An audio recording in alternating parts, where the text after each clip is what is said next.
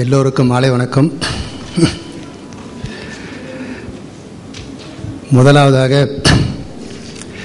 இந்த ஒருங்குறி என்ற குறியீடு பல ஆண்டுகளாக பல அரங்குகளில் தர்க்கம் செய்யப்பட்டு விவாதிக்கப்பட்டு ஓரளவுக்கு முடிவுக்கும் வரும் தருவாயில் இருக்கும் நிலையில் இந்த கருத்தரங்கத்திலும் அதை பற்றி ஆய்ந்து இதற்கு ஒரு முடிவான ஒரு அறிவிப்பை கொடுக்கும் தருவாயில் இந்த கருத்தரங்கம் ஒரு முக்கியமான கட்டமாக கருதப்படுகிறது. இதில் முதலாவதாக திரு பி. செல்லப்பன் அவர்கள் பேச இருக்கிறார்கள். செல்லப்பன் என்றால் ஒரே ஒரு வார்த்தை சொன்னால் போதும், கோனார் தமிழ் உரை. அது படிக்காதவர்கள் பல பேர் அது படிக்காது இல்லை என்றால் தமிழில் நாங்கள் பாஸ் ஆகியிருக்க முடியாது என்று சொல்லக்கூடியவர் அந்த கோனார் தமிழ் உரையை பதிப்பகர்த்தார் பழனி பிரதர்ஸ். அவர் அது மட்டும் இல்லாமல் பலவிதமான தமிழ் மென்பொருள்கள் தயாரித்து வருகிறார் பல வருடங்களாக. நம்முடைய அரசாங்க கமிட்டிகள் எந்த கமிட்டிகள் எடுத்தாலும் அவர் பெயர் கட்டாயமாக இருக்கும். அந்த அளவுக்கு தொழில்நுட்ப அறிவுடையவர். பால்ஸ் டிக்ஷனரி என்று ஒரு மின் அகராதியும் அவர் உருவாக்கியிருக்கிறார். அது ரொம்ப பிரபலியமான அகராதி. அவரை முதல் பதிப்பகத்துறையில் யூனிகோட நிலையை பற்றி கூறும்படி கேட்டுக்கொள்கிறேன். அனைவருக்கும் வணக்கம். குறிப்பாக அமைச்சர் அவர்களுக்கும் வணக்கம். பொதுவாக எந்த துறையுமே தொழில்நுட்பத்தின் தாக்கம் இல்லாத துறையே இல்லை என்று சொல்லலாம். அதே போல பதிப்பு துறையும் தான். அந்த காலத்திலிருந்து இந்த காலம் வரை நிறைய மாற்றங்கள் ஏற்பட்டிருக்கின்றன. கல்வெட்டு, பிறகு ஓலைச்சுவடி, பிறகு அச்சு, இப்பொழுது டிஜிட்டல் அச்சு என்று வந்திருக்கிறது. ஆனால் கடந்த 1000 வருடங்களாக சொல்லலாம் அச்சிட்ட நூல்கள் தான் வெளியிட்டு வந்திருக்கின்றனர். ஆனால் இன்று அதற்கும் ஒரு அபாயம் ஏற்பட்டிருக்கிறது.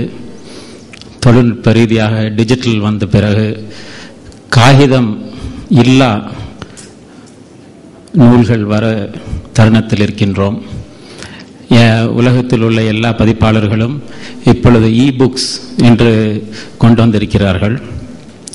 அதே போல இன்று இல்லை என்றாலும் வெகு சீக்கிரமாக நம் தமிழ் பதிப்பாளர்களும் மின் புத்தகத்தை வெளியிட வேண்டும். அதற்காக பதிப்புத்துறை தன்னை தானே தயார் செய்து கொள்ள வேண்டும் நிலையில் இருக்கின்றோம். ஸோ என்னுடைய நோக்கம் என்னவென்றால், இப்பொழுது இருக்க நிலைமை என்ன என்று தெரிந்து கொண்டால் என்னென்ன நடவடிக்கைகள் எடுக்க வேண்டும் என்று நம்மளுக்கு தெளிவாக தெரிய வரும். இப்பொழுது என்கோடிங் என்று குறியீட்டு முறை என்று எடுத்துக்கொண்டால் இப்பொழுது எல்லோரும் 8-பிட் குறியீட்டு முறை தான் பயன்படுத்தி வருகிறார்கள். இனிமேல் அதை தொடர்ந்து பயன்படுத்த முடியுமா என்ற ஒரு கேள்விக்குறியும் வந்திருக்கிறது. நாம் எல்லோரும் 16 பிட்டுக்கு மாற வேண்டிய நிலைமையில் இருக்கின்றோம்.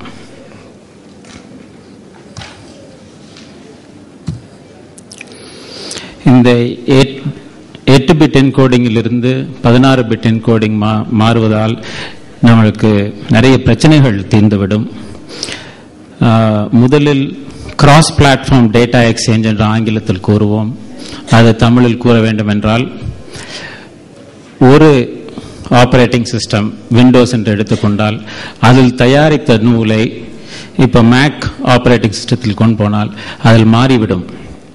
இந்த சிக்கல்கள் நம் 16-பிட் என்கோடிங் மாறிவிட்டால் அந்த சிக்கல்கள் தீர்ந்துவிடும். பிறகு இன்று வரும் காலத்தில் மல்டிலிங்குவல் டெக்ஸ்ட், பல மொழிகள் உள்ள நூல்கள் கொண்டு வர வேண்டிய நிலையில் இருக்கின்றோம்.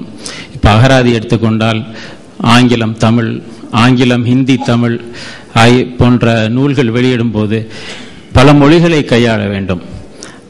அதுபோல் நிலையில் இந்த 16-பிட் என்கோடிங் மிகவும் பயனுள்ளதாக இருக்கும்.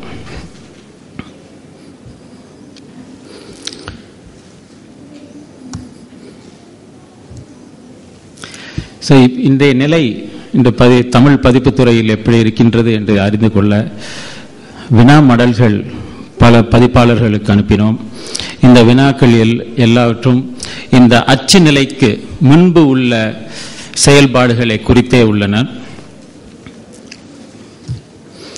30 புத்தக பதிப்பாளர்களுக்கும் 10 நாளிதழ்கள் பதிப்பாளர்களுக்கும் அனுப்பினோம். அதில் பதில் வந்தது 11 புத்தக பதிப்பாளர்களிடமிருந்து வந்தது, 9 நாளிதழ்களிலிருந்து வந்தது. இந்த வந்த பதில்களிலிருந்து இந்த ஸ்டாட்டிஸ்டிக்ஸ் எடுத்து பார்த்தால் இதுதான். முதலில் எழுத்தாளர்களிடம் இருந்து பத்திரிகையாளர்களுக்கு நூல் எப்படி வருகிறது? அது பெரும்பாலும் இப்ப நீங்க புத்தக பதிப்பாளர்கள் எடுத்துக்கொண்டால் 84% கையில் எழுதப்பட்ட வடிவத்தில் தான் ஸ்கிரிப்ட் வருகிறது. 16% எழுத்தாளர்களே உள்ளீட்டு செய்து அனுப்புகிறார்கள். ஆனால் அதே இது நாளிதழ்கள் என்ற பிரிவில் பார்த்தோம் என்றால் 4% தான் எழுதப்பட்டு வருகிறது. 96% எழுத்தாளர்களே உள்ளீட்டு செய்து அனுப்புகிறார்கள்.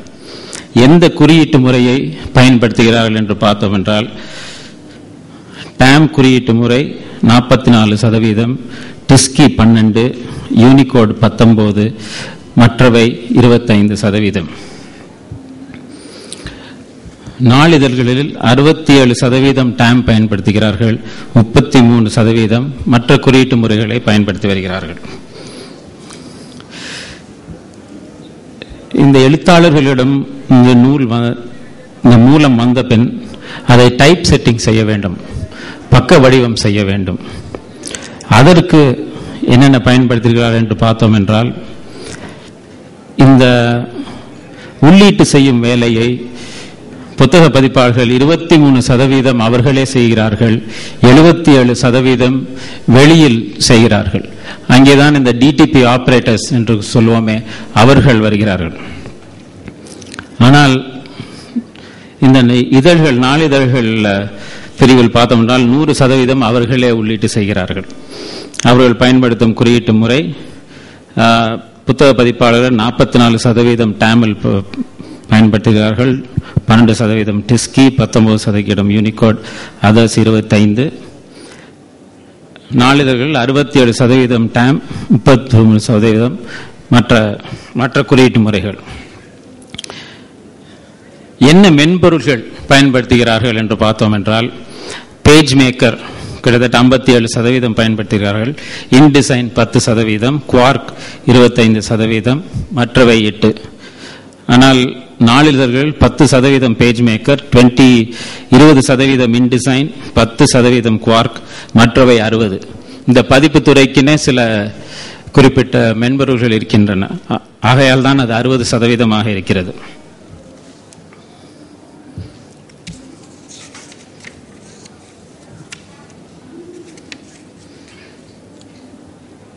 இப்ப இதுல இருந்து நம்ம என்ன தெரிய வருதுன்னா, முதல்ல இப்ப எழுத்தாளர்கள் அனைவருமே அவர்களே மூலத்தை உள்ளிட்டு கணிப்பொறியில் உள்ளீட்டு செய்து அனுப்பிச்சார் என்றால் மிகவும் வேலை சுலபமாக ஆகிவிடும்.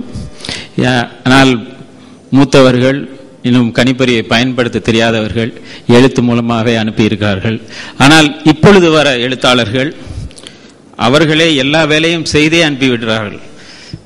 உள்ளீட்டு மட்டும் செய்யாமல் பேஜ் லேஅவுட், பக்க அமைப்பையும் அவர்களே பண்ணி